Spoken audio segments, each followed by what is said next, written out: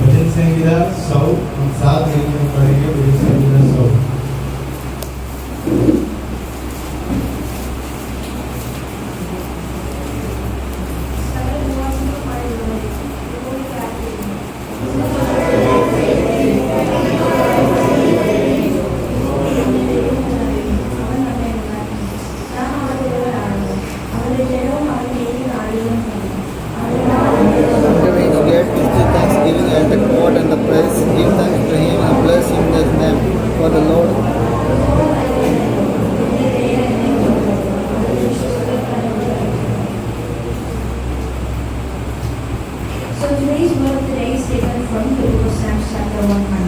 ഇന്നത്തെ സങ്കീർത്തന ഭാഗം നമ്മൾ എടുത്തിരിക്കുന്നത് സങ്കീർത്തനങ്ങൾ 100 സങ്കീർത്തനമാണ്.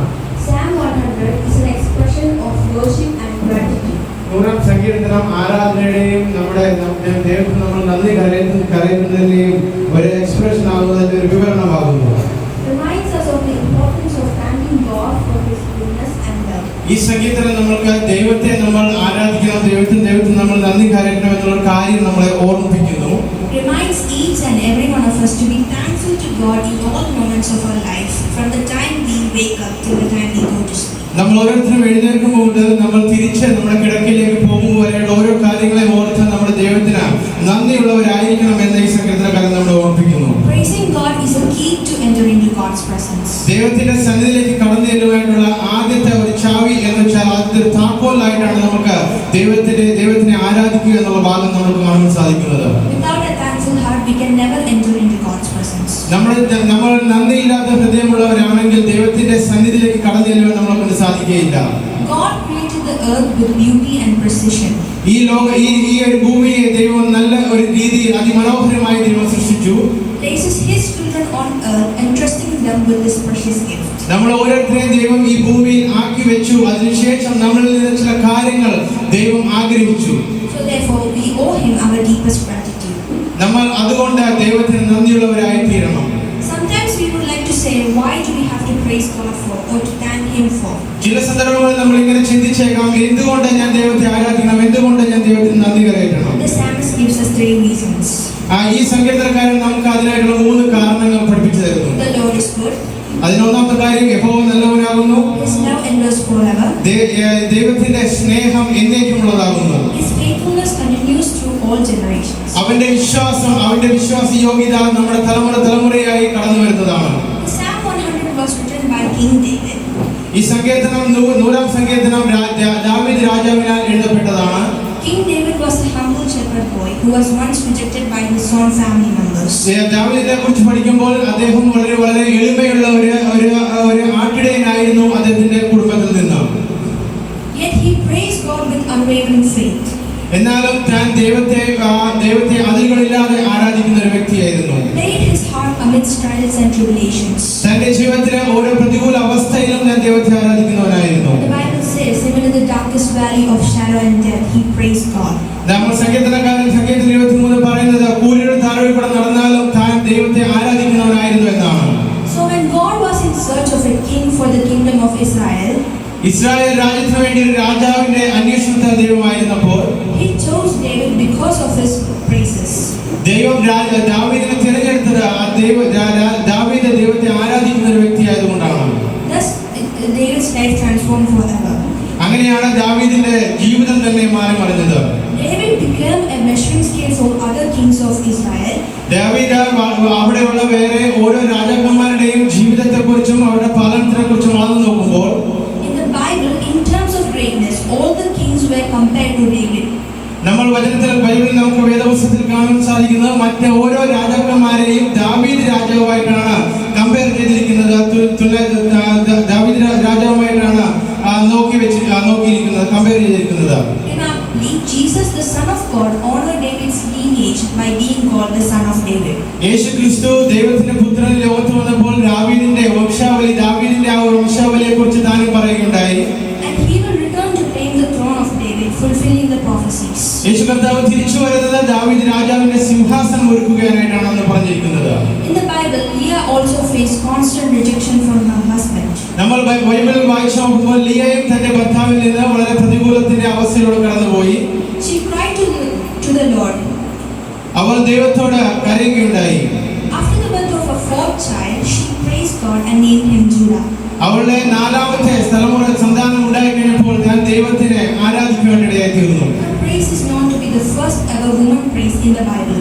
ബൈബിൾ വായിക്കുമ്പോൾ കാണുവാൻ സാധിക്കുന്നത് ആ ഒരു സ്ത്രീയുടെ അവളുടെ ആരാധന ഏറ്റവും പ്രാമുഖ്യമേറിയ ആരാധനയായിട്ടാണ് ബൈബിൾ പറയുന്നത്. Thus Jesus, the Son of God, came through her lineage because of her praises. അവളുടെ ആ ആരാധന ഒരു നല്ല ജീവിതം കാരണം യേശു കർത്താവ് അവളുടെ വംശാവലിയിൽ നിന്ന് കടന്നു വരികയുണ്ടായി. From this we can see both of them praise God in all moments of their life. നമുക്ക് കാണുവാൻ സാധിക്കും ഈ രണ്ടുപേരുടെയും ജീവിതത്തിൽ നിന്ന് അവർ രണ്ടുപേരും അവരുടെ ജീവിതത്തിലെ എല്ലാ സന്ദർഭങ്ങളിലും ദൈവത്തെ ആരാധിക്കുവാൻ മറന്നില്ല. Praising God lifts heaviness, thus their heaviness was lifted. നമ്മുടെ ജീവിതത്തിൽ നമ്മൾ ദൈവത്തെ സ്തുതിക്കുന്നവരാണ്, ആരാധിക്കുന്നവരാണെങ്കിൽ നമ്മുടെ ജീവിതം നല്ല ഒരു ജീവിതമായി തീരുവാനിടയാകും. Praising God also requires faith. നമ്മൾ ദൈവത്തെ ആരാധിക്കുവാനായിട്ട് നമുക്ക് വേണ്ട ഒരു കാര്യമാണ് വിശ്വാസം. One morning in the household of George Muller, George മുല്ലറിന്റെ ഭവനത്തിൽ രാവിലെ നടന്നൊരു കാര്യമാണ്. maid gave him the news that they have no food to feed to the children at the orphanage. അവർക്ക് ഒരു കാര്യം മനസ്സിലാക്കുകയുണ്ടായി, അവരുടെ കുട്ടികൾക്ക് കൊടുക്കുവാനായിട്ട് അവരുടെ ഭവനത്തിൽ ആഹാര പദാർത്ഥങ്ങളില്ല. Muller, with no hesitation, gathered the children around the dining table and prayed to God and praised Him for the food. ഇതെല്ലാം അറിഞ്ഞതിന് ശേഷവും ജോർജ് മുല്ലർ ആ മേശയുടെ അരികത്ത് തന്റെ കുട്ടികളെ വിളിച്ചിരുത്തി ദൈവത്തെ ആരാധിക്കുവാനിടയായി. He praised for the food that God has given to him. ആ ദൈവം അവർക്ക് നൽകി കൊടുത്ത ആഹാരത്തിന് വേണ്ടി അവർ അവിടെ ഇരുന്ന് ദൈവത്തെ സ്തുതിക്കുവാനിടയായി തീർന്നു. The maid was speechless. ആ ഒരു സന്ദർഭത്തെ കുറിച്ച് നമുക്ക് നോക്കുമ്പോൾ അത് വിവരിക്കാനായിട്ട് സാധിക്കില്ല. But right after the prayer, they heard a knock on the door. ആ പ്രാർത്ഥന കഴിഞ്ഞതിന് ശേഷം അവർ വാതിൽ തുറക്കുവാനിടയായി. A man came in and said, his milk carton has broken down just before their building. ഒരു പുരുഷൻ അവിടെ കടന്നു വന്ന് പറയുകയുണ്ടായി, തന്റെ Milk carton. തന്റെ പാല് വിൽക്കുന്ന ഒരു മനുഷ്യനായിരുന്നു. അദ്ദേഹം വന്ന് പറയുകയുണ്ടായി, ഈ പാല് കൊണ്ടുവന്ന പാത്രം ചോരുകയുണ്ടായി എന്നുള്ളൊരു സന്ദേശം കൊടുത്തു. And he offered his milk to the children. അങ്ങനെ ആ വ്യക്തി ആ പാല് മുഴുവനും ഈ കുട്ടികൾക്ക് വേണ്ടി കൊടുക്കുവാനിടയായി തീർന്നു. A minute later, another man came in and gave them dozens of breads. അതിനുശേഷം വേറൊരു വ്യക്തി കടന്നു വന്നുകൊണ്ട് വളരെ അധികം ബ്രെഡ് അവർക്ക് അപ്പം അവർക്ക് കൊടുക്കുവാനിടയായി തീർന്നു. From these life stories, we are able to see that gratitude can change. ഇതിൽ നിന്ന് നമുക്ക് മനസ്സിലാകുന്നത് നമ്മൾ ദൈവത്തിന് നന്ദിയുള്ളവരാണെങ്കിൽ നമ്മുടെ സന്ദർഭങ്ങൾ ദൈവം മാറ്റിയെടുക്കുമെന്നാണ്. And transform your life, create miracles. നമ്മുടെ ജീവിതത്തെ തന്നെ ദൈവം മാറ്റി മറിക്കുവാനിടയായി തീരും. But whatever the outcome of any situations, we should thank God. നമ്മുടെ ജീവിതത്തിലെ ഏത് സന്ദർഭമായാലും നമ്മൾ ദൈവത്തെ സ്തുതിക്കുന്നവരായി, ദൈവത്തിന് നന്ദി കരയറ്റുന്നവരായിരിക്കണം. We shouldn't thank God just because He gives us things. നമുക്ക് എന്തെങ്കിലും നൽകി തന്നതുകൊണ്ട് മാത്രം ദൈവത്തിന് നന്ദി കരയറ്റുന്നവരായി നമ്മൾ തീരരുത്. We should thank God because how caring He is and placed His children on earth with this much opportunity. നമ്മൾ ദൈവത്തിന് നന്ദി കരയറ്റാനുള്ള കാരണങ്ങൾ നമ്മളെ ഓരോരുത്തരെയും ദൈവം ഈ ഭൂമണ്ഡലത്തിൽ ആക്കി വെച്ചിരിക്കുന്നു. നമ്മളെ അവൻ അവരുടെ സന്താനങ്ങളാക്കി തീർത്തിരിക്കുന്നു. ഇതുകൊണ്ട് നമ്മൾ ദൈവത്തിന് നന്ദി കരയറ്റുക. Psalm 100 is the life of David. It is his experience. സങ്കീർത്തനങ്ങൾ 100 സങ്കീർത്തനം ദാവീദിന്റെ ജീവിതമാണ് നമ്മളെ വരച്ചു കാണിക്കുന്നത്. If we start being grateful and respect to God, He will definitely change our lives. നമ്മൾ ദൈവത്തിന് റെസ്പെക്ട് കൊടുത്തുകൊണ്ട് നമ്മൾ ദൈവത്തിനെ ആരാധിക്കുന്നവരായി, ദൈവത്തെ സ്തുതിക്കുന്നവരായി ഇരിക്കുമെങ്കിൽ ദൈവം നമുക്ക് നൽകി തന്ന നന്മകളെയാണ് പറയുന്നത്. With this, I am ending my message. ഈ ഒരു ചെറിയ സന്ദേശത്തോടെ ഞാൻ എന്റെ വാക്കുകളെ ചുരുക്കുന്നു. I thank God for giving me this opportunity to stand in front of you with strength. ഞാൻ ദൈവത്തിന് നന്ദി കരയറ്റുന്നു. നിങ്ങൾ ഓരോരുത്തരുടെ മുമ്പിൽ ദൈവം എന്നെ നിർത്തിയത് കൊണ്ട്. Thank you and God bless us all. ദൈവം നിങ്ങളെല്ലാവരും